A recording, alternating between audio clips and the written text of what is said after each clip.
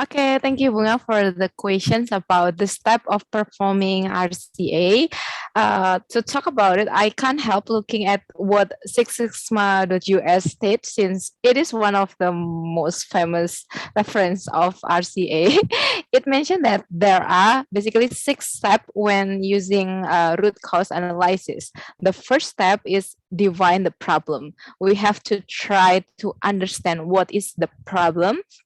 We need to transform the pain point into an accurate and impartial description of the event. So we try to understand the event, the problems, and also the most critical purpose of this methodology or this step is to clarify what is the problem and define its scope. And then the second step is basically we try to find the causes. This step focus on finding the potential causes of the event in questions. So in this step, the goal should be to uncover as many causal reasons as possible. So we try to like find the potential causes as many as possible. We try to like find which one is really affected the problem.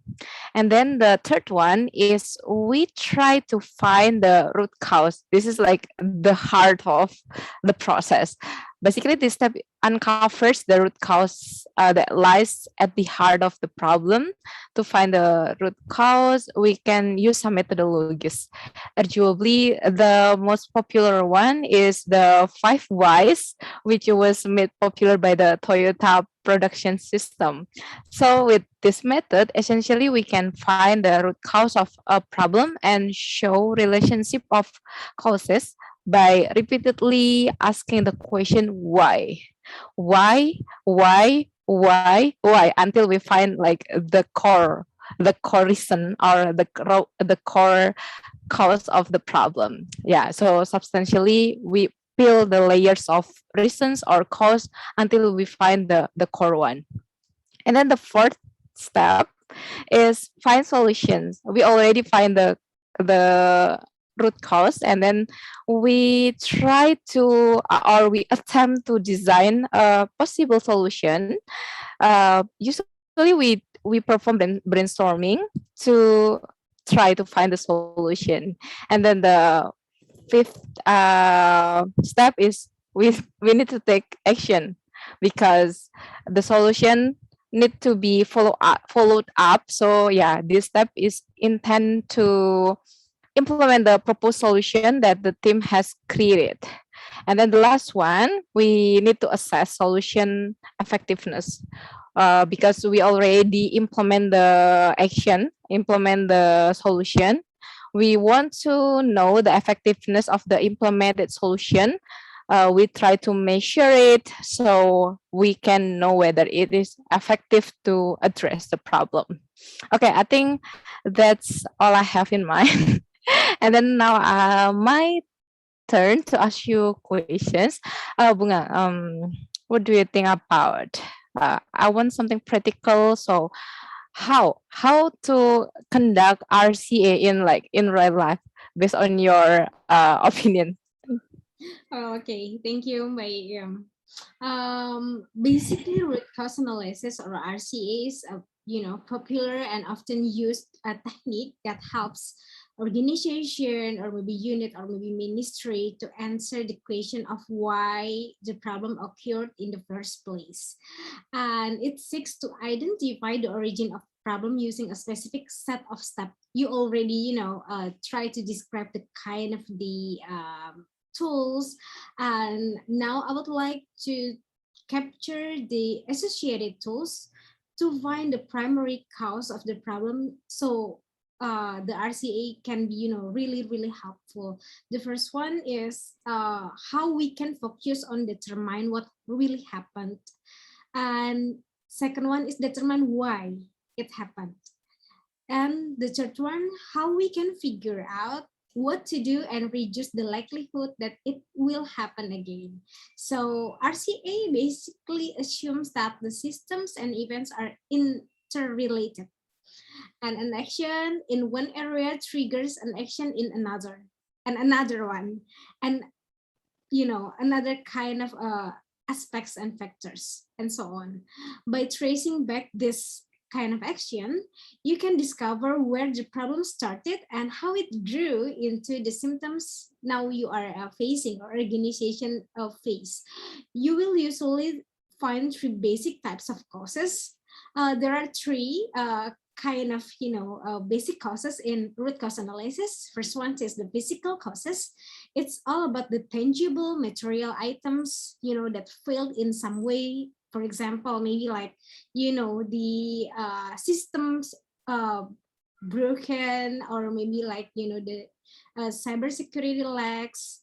And the second one is the human causes.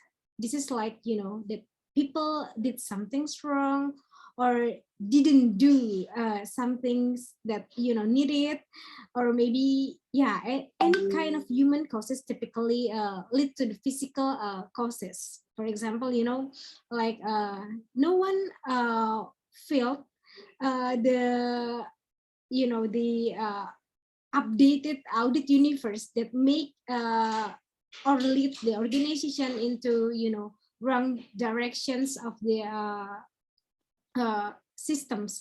And the third one is the organizational causes. This is like a system, process, or even a policy that people or the team use to make a decision or do their work faulty. And that three basic types of the cause basically leads us to understand that RCA looks all of the three types of the cause at the same time. We cannot make it separately. And basically the basic types of the causes also involves investigating the patterns of the negative effects, finding the hidden flaws in the system, and discovering specific action that contribute to the problem. This often means that RCA reveals more than one root causes. So that's maybe the things that I know about the RCA things on that field. And next one, I would like to discuss about how to implement RCA basically in auditing. Okay, thank you for the question. So in the context of auditing, oh, wow, it is interesting. In the context of auditing, I think RCA is like the process of identifying the root cause of a finding, of an audit finding, especially. I read somewhere, wait, let me remember the website. Oh, okay. ICAEW, yeah, that website mentioned that root cause analysis is a technique for identifying the underlying key cause behind audit findings, whether specific to one audit engagement or the entire audit function, so that an appropriate and achievable action can be taken to prevent recurrence of negative outcomes or to promote recurrence of positive ones. So it's both sides, whether you want to solve the problem or you want to repeat the success, you can use a root cause analysis. And also I read it in ACCA Global that the reason why RCA is important in auditing is that the IPPF requirement that internal audit should be insightful, proactive, and future focused. In addition, an IIA practice advisory note that state internal audit team are failing to add value if they simply ask management to fix problems without addressing the underlying reason that caused the problem to arise. So we have to like dig deeper to know the root cause, so the management will solve the problem rather than just solve the symptom. Okay, and on the other hand, we see an increasing number of like the same or similar issues over and over again when we perform audit engagement. There are, I mean, there are we worry that why the same kind of issues appears again and again. So we have to like know the real problem instead of the real cause, instead of just knowing the symptom and then try to address the symptom. So yeah, that's why it is very important in auditing. And then I also want to mention about the other implementation of RCA in auditing is also to improve the quality of audit process itself. So we as auditor try to like doing the continuous improvement with our audit process by doing the RCA. I think that's the implementation of RCA in auditing. And then to conclude our discussion, I think I want to ask you about hmm, it's not complete without mentioning the implementation of RCA in real life. So, Bunga, could you give me the example of the implementation of RCA in the real life? Thank you, Mbak. Basically, previously we have learned together the various of RCA methods that are popularly used in industrial world, like Pareto chart, the 5 whys, fishbone diagrams, scattered diagrams, and the things that we have to realize that in auditing world, or maybe review evaluation things, basically, the root cause method is often used in carrying out various kinds of business activities, including building construction projects and, like the manufacturer identification, the cost of the remaining material using the root cause methods, and how we can get the things right. We really understand what really happened using the tools that systematics. And in auditing, sometimes the root cause analysis or RCA can be implemented with the FTA. Basically, this is a fault tree analysis. FTA is one method that can be used to determine the cause of an event. The FTA consists of top event fault, which is an event that analyzed. For example, the remaining precarious material arise. Intermediate events, faults are events that affects the occurrence of the top of the fault, and can still be further elaborated into several events, such as material procurement, potential fraud, or maybe basic event faults. That can be something that we can really elaborate, because if we are talking about the auditing process, we are using the a glass of the risk, right? Like operational risk, fraud risk. And yes, that's why basically the root cause analysis and the fault tree analysis is like two-in-one methods that can be used and implement in audit fields. So yeah, that's the end of our discussion today. We do really enjoy and happy to have you guys with us today. And should you have any other questions or any other ideas to be discussed, please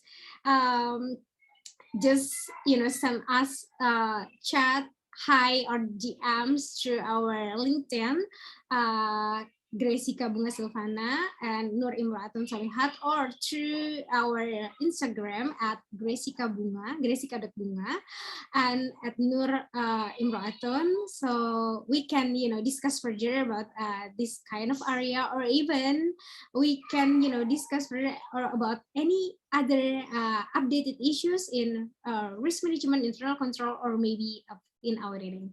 And guys, thank you so much. Don't forget to drop your thoughts in the column of comments below, and see you on the very, very soon next video. Thank you so much. Bye. Thank you.